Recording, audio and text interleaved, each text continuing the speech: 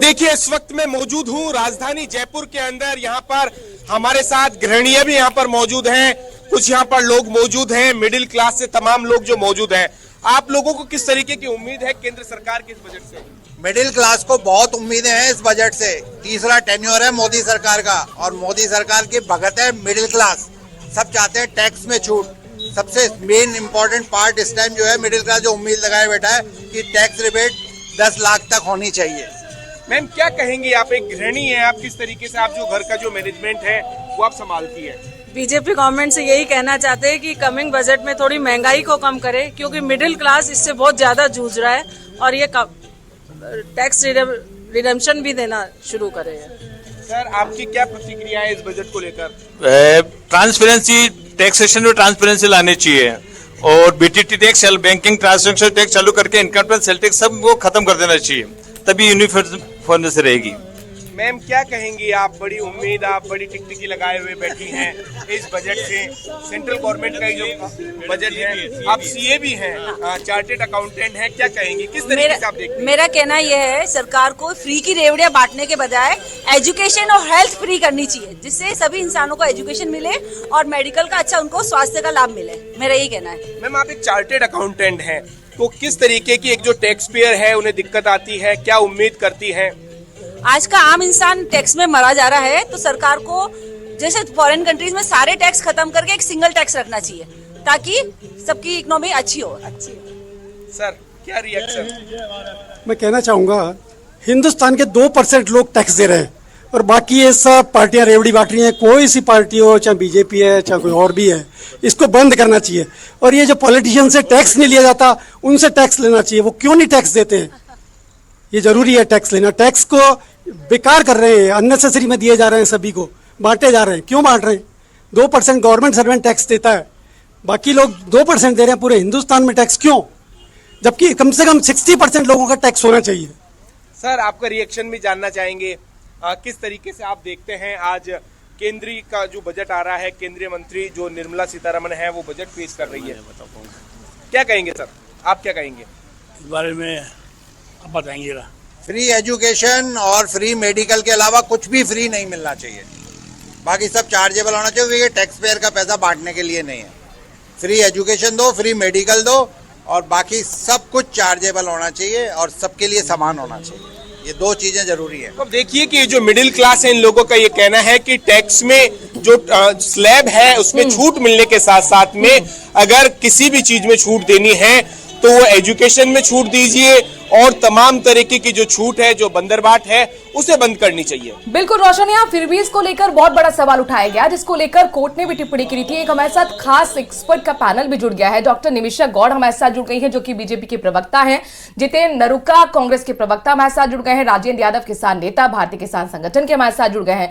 और इसके साथ साथ अंशिका त्यागी फाइनेंस और मार्केट एक्सपर्ट है, स्टूडियो में हमारे साथ जुड़ गई हैं। आप सभी खास मेहमानों का बहुत बहुत स्वागत है। सबसे पहले यहाँ निमिषा जी, मैं आपका रुख कर रही हूँ। निमिषा जी मुझे फिलहाल अभी यहाँ पर नजर नहीं आ रहे हैं। जितेंद्र नरुका, यहाँ फ्रीबीज को लेकर देखिए आम लोग भी नाराज हैं और दिल्ली के चुनाव नजदीक है और इसमें फ्रीबीज का जबरदस्त तरीके से ऐलान हुआ, तो जाहिर तौर पर उनका कहना है कि टैक्स हम देते हैं और रेवड़ियां दूसरों को बांट दी जाती हैं।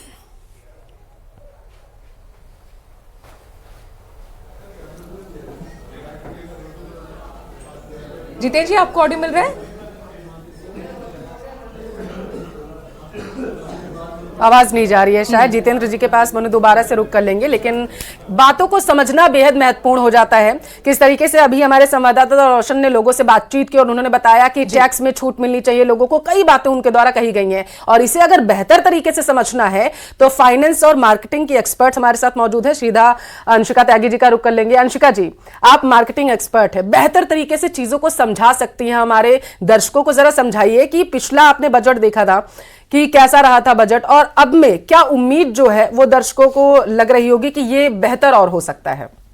जो पुराना भी लास्ट में बजट आया था जुलाई 2024 में, उसमें भी चीजें दिखाने की कोशिश की गई कि बहुत अच्छा था, बट एक्चुअल में as you know that last point पे आके वही चीजें लगता है कि स्टार्टिंग में बस एक मिठाई की गोली दे दी है। बट अभी अगर हम देखें उसके कंपैरिजन में इस बार बहुत ज्यादा चेंजेस आने की जरूरत है, specifically related to the G taxation part अगर मैं बात करूं, क्योंकि गवर्नमेंट पिछले 1 साल से स्पेसिफिकली न्यू टैक्स रिजीम पे फोकस कर रही है, तो उम्मीद है कि ओल्ड टैक्स रिजीम को अबोलिश कर दिया जा सकता है, क्योंकि गवर्नमेंट का मानना ये है कि ओल्ड टैक्स रिजीम में, जब से न्यू टैक्स रिजीम को उन्होंने लॉन्च किया है, तो ओल्ड टैक्स रिजीम में सिर्फ कुछ लोग बचे हैं जो कि फेक डिडक्शंस लेते हैं। ओल्ड टैक्स रिजीम में डिडक्शंस अवेलेबल होती है, लेकिन न्यू टैक्स रिजीम में स्लैब रेट बढ़ा दिया था और डिडक्शन कोई भी अलाउ नहीं होती है। तो अभी ये माना जाता है कि जितने भी लोग अभी कुछ % ही ओल्ड को एक्सेप्ट किए हुए हैं, उसके थ्रू टैक्स फाइल करते हैं, तो उस चीज को ये माना जा रहा है कि वो लोग हैं जो फेक डिडक्शंस क्लेम करते हैं। तो क्या फिर ऐसा भी होने वाला है, चूंकि चर्चा इस तरह की चल रही है अंशिका, कि टैक्स स्लैब में बदलाव भी हो सकता है, यानी 10 लाख तक की इनकम जो है वो टैक्स फ्री हो सकती है? ये बहुत सारे चेंजेस आने की संभावना है। शायद जो 7 लाख का लिमिट है अभी 7.5 लाख का न्यू टैक्स में, कि जिसपे कोई टैक्स नहीं लगता, उसको बढ़ा के 10 लाख किया जा सकता है। हो सकता है कि न्यू टैक्स रिजीम में कुछ एडिशनल डिडक्शंस जो अभी डिडक्शंस नहीं है, उसमें एडिशनल डिडक्शंस लाई जा सकती हैं, ताकि लोगों को ये फील ना हो कि ओल्ड टैक्स बिल्कुल हटा दिया रिजीम और उसमें से डिडक्शंस इसमें कुछ भी नहीं मिल रही है। तो कुछ एडिशंस हो सकते हैं। और इस बार सबसे बड़ा चेंज, अगर आपने जुलाई 2024 वाले बजट में निर्मला सीतारमण को सुना था, तो उन्होंने स्पेसिफिकली ये बोला था कि डायरेक्ट टैक्स को, जो कि इनकम टैक्स एक्ट 1961 जो कि बहुत पुराना एक्ट है, उसमें बीच बीच में अमेंडमेंट्स होती रहती है, लेकिन अकॉर्डिंगली इतना अमेंडमेंट नहीं है। जैसे मैंने पिछली बार भी ये चीज मेंशन किया था कि 2016 से मैं पढ़ रही हूँ, ATC का डिडक्शन 1.5 लाख था, अभी तक वो चीज 1.5 लाख है। लेकिन if we compare it with the inflation rate जो कि बहुत बढ़ चुका है, तो इस बार नया उसमें जुलाई 2024 में उन्होंने मेंशन किया था कि वो नया डायरेक्ट टैक्स कोड को इंप्लीमेंट करेंगी। So there is a high chances and possibility कि डायरेक्ट टैक्स कोड के अंदर बहुत सारे चेंजेस आ सकते हैं। हो सकता है इनकम टैक्स 1961 को अबोलिश किया जाए और नया डायरेक्ट टैक्स कोड लॉन्च। चलिए, जो सर्विस क्लासेस आई तो वो उम्मीद ही करेंगे कि कहीं ना कहीं टैक्स स्लैब में बदलाव हो, उनको राहत हो। बहरहाल अब कुछ ही घंटे का वक्त बचा है जब वित्त मंत्री संसद के अंदर पटल पर बजट पेश करेंगे। सीधे रुक कर रहे हैं कोटा का, कोचिंग नगरी है, युवा यहां पर आते हैं और हिमांशु हमारे संवाददाता उनकी उम्मीदों के साथ जुड़ गए हैं। हिमांशु, जरा बात कीजिए युवाओं से, चूंकि रोजगार सृजन को लेकर लगातार सवाल उठते रहे हैं, क्या उम्मीद करें इस बार बजट से, वित्त मंत्री से? देखिए, जब भी बजट आता है तो बजट को लेकर के जिस तबके की सबसे ज्यादा उम्मीदें होती हैं वो तबका है गृहिणी, यानी घर के बजट को बनाने वाली घर की होम मिनिस्टर और केंद्रीय वित्त मंत्री निर्मला सीतारमण, जो खुद महिला है। ऐसी ही कोटा की वर्किंग वुमेन्स, कोटा की आम गृहिणी फिलहाल हमारे साथ में है।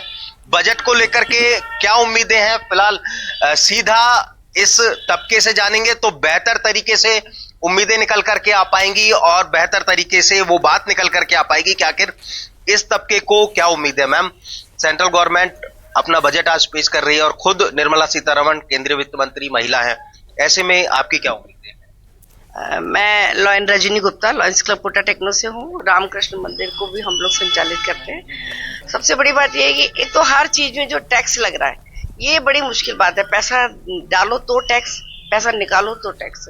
बाकी छोटी मोटी जो चीजें जैसे गैस है, दालें सारी इतनी महंगी हो रही हैं। घर में प्रोटीन अगर कोई खाता है तो दालें सबसे इम्पोर्टेंट है। अगर वो दालें ही महंगी रहेंगी तो हम लोग कैसे प्रोटीन खाएं? तो मेरा कहने का मतलब है कि घर में जो किचन की जो चीजें होती है ये सब सस्ती होनी चाहिए। और इन्हीं को देखते हुए मैं सोचती हूँ कि सब्जियां भी आजकल, फल तो इतने महंगे हैं कि खाना ही पॉसिबल हो रहा है। फिलहाल महंगाई में राहत की उम्मीद आप करें। मैम, आप वर्किंग वुमेन है और घर को भी संभालती हैं, तो ऐसे में हिमांशु आपको रोकना चाहेंगे, ये बहुत महत्वपूर्ण पिक्चर जो कि फोटो अपॉर्चुनिटी जिसे कहा जाता है, वित्त मंत्री अपनी पूरी टीम के साथ फोटो खिंचाती हुई, और ये बही खाता वाला लाल टैब आप देख पा रहे हैं जो कभी ब्रीफकेस के रूप में हुआ करता था, उसको चेंज करके, चूंकि अब जमाना आधुनिकता की तरफ बढ़ गया है तो वो टैब के रूप में अब आ गया है। इसी में बही खाता होगा, इसी में आपका बजट है जिस पर सभी की निगाह टिकी हुई है और सभी की उम्मीद है कि आखिरकार क्या इस पिटारे से निकलता है, कितनी राहत निकल कर आती है। ये आप देखिए, ये लाल कलर का वही खाता है और ये टैब के रूप में है जिसके अंदर बजट है और पूरी तरह से डिजिटलाइज्ड हो चुका है। अब वो पेपर नहीं मिलते हैं किसी भी संसद में सदस्य को, डिजिटली वो सब कुछ देख पाते हैं और जाहिर तौर पर हमारे पास भी जब पूरी इंफॉर्मेशन आएगी तो वो एक एक जो जैसे ही बजट आएगा इंफॉर्मेशन मनु आ जाएगी। और आपको मनु वो दिन भी याद होगा कि जब इसकी खूब चर्चा भी हुई थी, जब पूरी चीजों का डिजिटलाइजेशन कर दिया गया था और उसके बाद किस तरीके से ये चीज हुई थी कि अब पर्चे नहीं दिए जाएंगे और सीधे आप डिजिटली जाकर के जो सदन में बैठे लोगों को आराम से देख सकते हैं। मुस्कान की है निर्मला सीतारमण के चेहरे पर, यानी कि वो मुस्कान कहीं ना कहीं पॉजिटिविटी का इशारा कर रही है और देखिए बहुत ज्यादा जो है राजनीतिक एक्सपर्ट इस चीज पर भी निगाह टिकाते हैं कि इस बार कौन से कलर का साड़ी पहना है, कॉस्ट्यूम पहना है। तो इस बार उन्होंने ऑफ व्हाइट कलर पहना हुआ है, यानी कि सफेद जो है वो शांति का प्रतीक होता है। यानी कि कुल मिलाकर ये कहा जा सकता है कि सभी को साथ कर चलने की एक चुनौती यहाँ पर वित्त मंत्री के सामने होगी बजट में, और उसमें ऐसा लगता है कि काफी फोकस किया गया है, काफी काम किया गया है। हिमांशु भी हमारे संवाददाता जुड़े हुए हैं, ये वित्त मंत्रालय की तस्वीर अपने दर्शकों को लाइव दिखा रहे हैं। दरअसल ये परंपरा रही है कि सबसे पहले वित्त मंत्री अपने आवास से निकलकर वित्त मंत्रालय ही जाती है, जहां पर चर्चा महीनों तक चलती है, तैयार होता है बजट, ये उनकी पूरी टीम होती है, MOS होते हैं, और उन एक्सपर्ट के साथ जब बजट तैयार होता है हलवा अपॉर्चुनिटी के साथ यहाँ पर सेरेमनी के बाद, तो यहाँ काफी महीनों तक चर्चा होने के बाद वही टीम के साथ एक फोटो खिंचाया जाता है। अब ये कारवा किधर बढ़ रहा है? अब ये बढ़ रहा है कारवा संसद की तरफ। लोकसभा में जब अब से कुछ ही देर बाद यानी कि 9:09 हो रहा है, ठीक 11 बजे संसद के अंदर बजट पेश किया जाएगा। और हिमांशु भी हमारे संवाददाता जुड़े हुए हैं कोटा में तमाम गृहिणियों के साथ, महिलाओं के साथ, और हिमांशु वो यही कह रही थी टैक्स दे दे के हम थक गए हैं और महंगाई बहुत ज्यादा है, तो महंगाई के लिए कुछ करे वित्त मंत्री। यानी कुल मिलाकर उम्मीद यही कि महंगाई के मोर्चे पर राहत मिलेगी।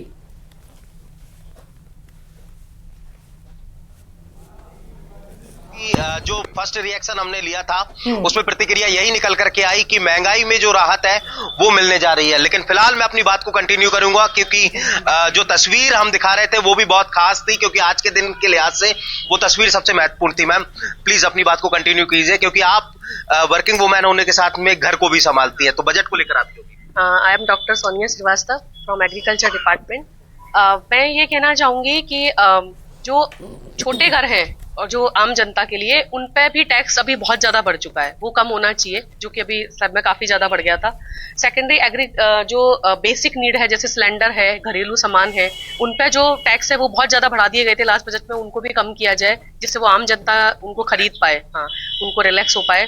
और दवाइयाँ सस्ती होनी चाहिए, क्योंकि दवाइयाँ भी आम जनता के लिए महंगी ही है, तो उन पे थोड़ा टैक्स और वो सब कम करके वो सुविधाएं बढ़ानी चाहिए। मैम आप वर्किंग? हाँ जी, मैं वर्किंग हूँ। मैं डॉक्टर राजिता दादीज, होम्योपैथिक डॉक्टर हूँ। मैं यही चाहूंगी कि इस बजट में आयुष के लिए थोड़ा सा और ज्यादा बजट आए, और आयुष पद्धति को भी उसी तरह से देखा जाए जैसे एलोपैथी के लिए इंफ्रास्ट्रक्चर तैयार है, तो उसी तरीके से इसको भी टूरिज्म से जोड़ के एक बहुत अच्छा रिस्पॉन्स दिया जाए, ताकि आम जनता तक, गाँव तक इसका। मैम आप क्यों?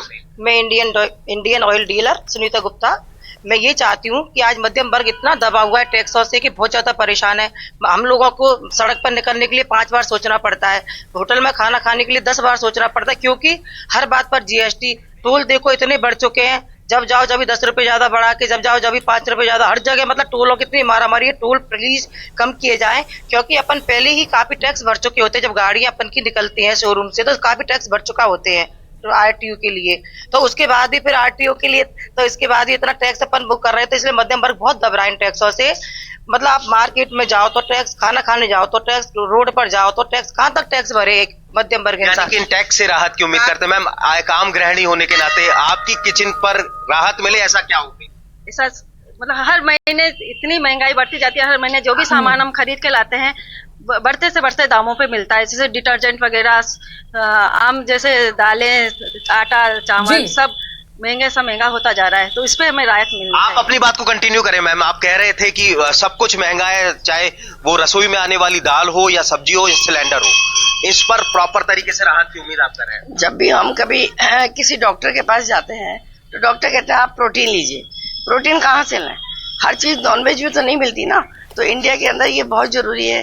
ये ग्रीन सब्जियां हैं, दालें हैं, ये चीजें सस्ती हो तो गरीब आदमी प्रोटीन को तो आम आदमी की यही पुकार, महिलाओं और ये तस्वीर बेहद खास है मनु, जिसे डिस्क्राइब करना दर्शकों के लिए बेहद जरूरी हो जाता है। दिल्ली से सीधी तस्वीरें आपको दिखा रहे हैं। बजट की कॉपियां पहुंच चुकी है संसद के अंदर और ठीक 11 बजे वो कॉपियां सभी को दी जाती हैं। हालांकि एक प्रतीकात्मक रूप ही है, क्योंकि बहुत ज़्यादा कॉपीज यहाँ पर प्रिंट नहीं होती, अब सब कुछ डिजिटलाइज हो चुका है। और ये लाल वही खाता जो कि टैब के रूप में आपको दिख रहा है, इसी के अंदर बजट है जो कि पढ़ेंगी अब से कुछ ही देर बाद वित्त मंत्री निर्मला सीतारमण।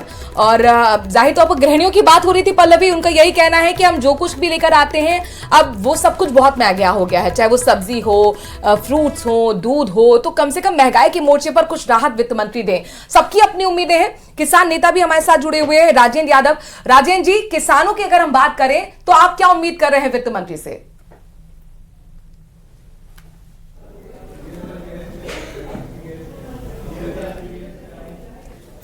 राजेंद्र जी, आवाज पहुंच रही है आप तक? चलिए उनके पास रुक करेंगे। हमारे साथ वित्त विशेषज्ञ मेघा धनुका जुड़ी हुई हैं, उनका रुक कर लेते हैं मनु, क्योंकि बेहद महत्वपूर्ण हो जाता है पिछले बजट को समझना, इस बजट को समझना। और लगातार जैसे हमारे संवाददाता महिलाओं से बातचीत कर रहे हैं और उनसे जानने की कोशिश कर रहे हैं कि उनके किचन पर कितना भार पड़ने वाला है। और खास करके छात्रों की बात करें तो जिस तरीके से सरकार प्रतिबद्ध है, चाहे रोजगार की बात करें या फिर शिक्षा के क्षेत्र में बात करें, इन सारी बातों को समझना जरूरी हो जाता है। मेघा जी, सीधा आपके पास आते हुए, इस बार का जो बजट रहने वाला है इसको आप किस तरीके से देख रही हैं? आपको क्या लगता है कि सबसे ज्यादा फोकस इस बार सरकार का किस पर रहने वाला है? हाँ, मेरा भी एक इसमें क्वेश्चन ऐड है। मेघा जी, ये सवाल मेरा ये है कि किन किन सेक्टर से अच्छी खबर आ सकती है? देखिए मैम, इस बार का बजट जो होने वाला है वो सर्वांगीण, सर्वस्पर्शी और सर्वसमावेशी होने वाला है, क्योंकि जब भी निर्मला सीतारमण जी बजट पेश करती है वो इन तीनों का समावेश करती है, इन तीनों को अपने बजट में लेकर आती है। तो इस बार जैसे जीएसटी पे उन्होंने स्पेशली ये कहा कि कैरेमल पॉपकॉर्न जिसमें शुगर कंटेंट है उस पे 18% है, बाकी पे नहीं है।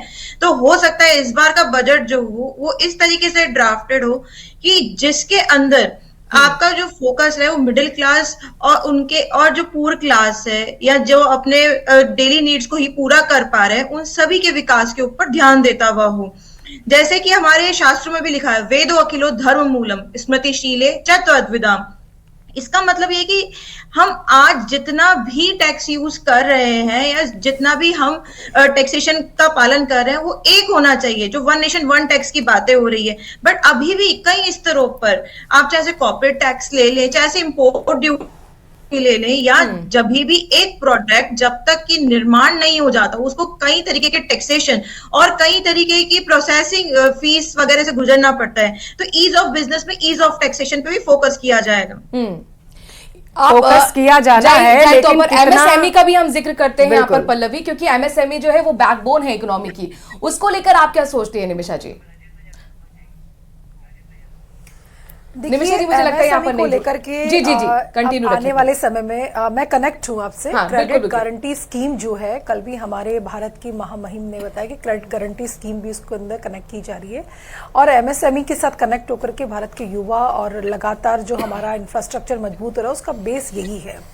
आप देखिए कि जो चाहे एजुकेशन सेक्टर की बात करूं, चाहे मैं स्किल डेवलपमेंट की बात करूं, एम्प्लॉयमेंट की बात करूं, हमारे फार्मर्स की बात की जाए, सभी को लेकर के विकसित भारत संकल्प 2047 है वो साकार होने जा रहा है। और आप देखिए कि इकोनॉमिक सर्वे की रिपोर्ट भी कहती है कि 8% डेवलपमेंट रेट के साथ हम लोग आगे बढ़ेंगे, विकास दर जो है हमारी उतनी होगी। हाँ निमिषा जी, यहाँ पर लेकिन 2025 के लिए जो प्रोजेक्शन है इकोनॉमिक सर्वे में वो 6.3 से 6.8 है विकास दर, और रोजगार दर के लिए कहा गया 4%। अब जाहिर तौर पर चैलेंजिंग है, लेकिन अगर आप 2047 तक कहते हैं कि विकसित भारत, तो उसके लिए सस्टेन करना होगा 2 दशक तक 8% तक। फिर ये आपको लगता है कि अचीवेबल हो पाएगा, जबकि आप खुद ही बता रहे हैं कि इस साल 6.8 मैक्सिमम।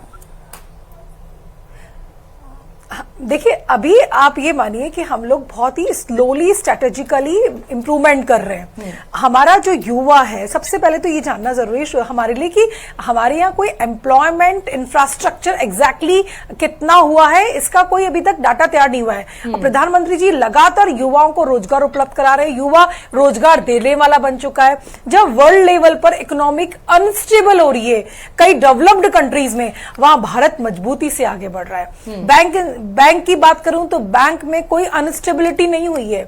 एक जमाने में एक पीएनबी बैंक था जो बिल्कुल डूब गया था। मैं डेवलप कंट्री की बात करूं तो वहां बैंक अनस्टेबल हो गए, लेकिन भारत में मजबूत हो रहे हैं। तो लगातार आप ये मान के चलिए, इकोनॉमी सर्वे कह रहा है, वो ये कह रहा है कि हम मजबूत भारत की ओर बढ़ेंगे, चाहे वो कृषि का क्षेत्र हो, चाहे वो मध्यम वर्ग का क्षेत्र हो, महिलाओं का हो, एजुकेशन करेंगे तो एजुकेशन में हमें न्यू एजुकेशन पॉलिसी आ चुकी है, वो वर्ल्ड लेवल की इकोनॉमी और एजुकेशन को बैलेंस करती हुई है। आज का जो बच्चा यदि पढ़ता है, आज का भारत का जो हमारा जो शिक्षा लेता है, शिक्षा ग्रहण करने के साथ वो अपने आप को स्किल्ड डेवलप भी कर रहा है। एक था जब मेकाले की शिक्षा लगातार चलती आ रही थी और आप देखिए अब लगातार बदल रहा है। तो skill development, higher education connection और उसके साथ में उसका इकोनॉमिक स्टेबिलिटी इसकी ओर बढ़ रही है। तो हमारा मजबूत भारत 2047 की मजबूत दीवार की संरचना 2025 का बिल जो अभी हमारे बजट में प्रस्तुत किया जाए। सीबी यादव कांग्रेस प्रवक्ता भी जुड़े हुए, वो तो सवाल आप लोगों पर उठाते रहे। अब चैलेंज था, बस ये लास्ट पॉइंट में बोलती हूँ, देखिए बस लास्ट पॉइंट है, इनके समय में 2 अंकों में थी महंगाई दर, उसका भी जवाब दे। अब तो बहुत कंट्रोल्ड है महंगाई। ठीक है, लेकिन सवाल तो अभी आपसे पूछा जाएगा ना, मौजूदा यहाँ पर है आप सरकार में। सीबी यादव जी, रोजगार के आधार पर आपको क्या लगता है कि यहाँ पर क्या कुछ हो सकता है? होने को क्या है, पहले ये देखा जाना चाहिए कि पिछली बजट में क्या बात कही थी, जो हेडलाइन बनी थी। आपकी टीवी स्क्रीन को जरूर चेक करना चाहिए। लास्ट बजट के अंदर जो ग्रोथ रेट प्रेडिक्ट की गई थी वो 10.5% की गई थी, रही कितनी, ये देखना बहुत जरूरी है कि केवल हेडलाइन बना देना।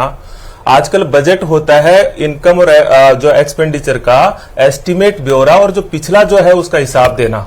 पूरे बजट में पिछले 10 सालों में हमने देखा है कि इनकम और एक्सपेंडिचर का कोई ब्यौरा नहीं दिया जाता, केवल स्पीच दी जाती है। और आज हमारी हालत ये होगी कि बजट पे कोई चर्चा नहीं होती, अब चर्चा इस पे होती है कि किस कलर की साड़ी पहनी, हलवे में क्या हुआ, और वो हलवा परोसने वाले जो पीछे खड़े हैं उनमें कोई एक भी SC ST OBC और माइनॉरिटी का व्यक्ति नहीं मिलेगा आपको। तो मेन बात है कि बात आंकड़ों पे की जानी चाहिए, और मैं आंकड़े बता रहा हूं आपको भी करनी चाहिए थी। जब जवाब आप दे ही रहे थे तो आपको बताना चाहिए था कि जो आरोप निमिषा जी ने आप पर लगाए हैं, आज भी आप कह रहे हैं कि किस तरीके से आप 10 साल का यहाँ पर जो ठीकरा फोड़ते हुए नजर आ रहे हैं, किस तरीके से काम किया गया उसको बताते, क्या काम उन्होंने नहीं किया उसको बताते तो बेहतर होता। यहाँ पर एक ब्रेक के लिए रुकना होगा, ब्रेक के बाद यतेंद्र जी आपके पास आऊंगी। इस बड़ी खबर पर लगातार हमारी नजर बनी हुई है, एक छोटे से ब्रेक के लिए रुकेंगे।